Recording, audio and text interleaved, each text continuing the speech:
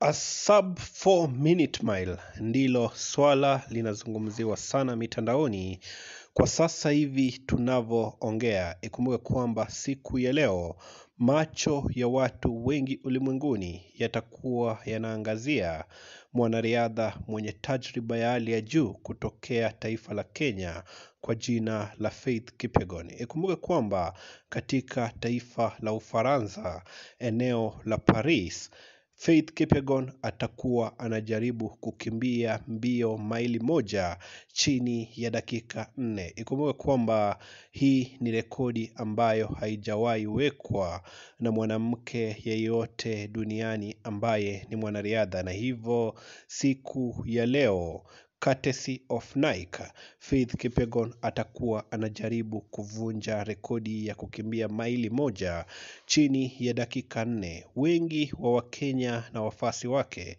wanahisi kwamba ni swala la kawaida na Faith Kipyegon atavunja rekodi hii kama ambavyo amezoea kuvunja rekodi nyingine, na hivyo Wakenya wote wanamuombea dua Faith Kipyegon akaweze kuwakilisha Kenya vyema kwenye viwango vya kimataifa. Na hivyo unapata kwamba mbio hizi zimeweza kuandaliwa na Nike, na hivyo tunafuatilia moja kwa moja kuhakikisha kwamba ifikapo mida ya jioni tunakuletea taarifa hizi kwa utendeti zaidi kwenye channel hii ya Vic Dimples. Hii ni sawia na kitu ambacho kiliweza kufanyika miaka kadhaa ambayo ilipita, pale ambako Eliud Kipchoge aliweza kushiriki kwenye Ineos, na unapata kwamba alikuwa akijaribu kuweka rekodi ya kukimbia marathon chini ya masaa mawili, na ndio Eliud Kipchoge aliweza kuvunja rekodi hiyo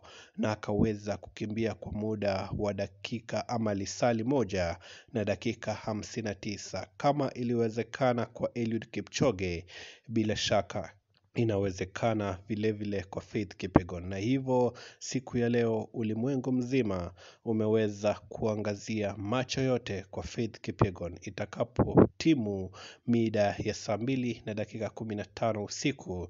Bila shaka tutakuwa tunafuatilia taarifa hizi moja kwa moja kutoka eneo la Paris ili kuhakikisha kwamba tunakuletea kinyang'anyiro hiki cha a sub 4 minute mile.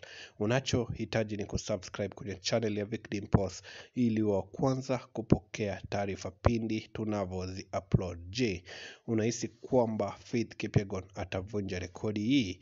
Hebu drop maoni yako na kumbuka kusubscribe, au sio? Peace.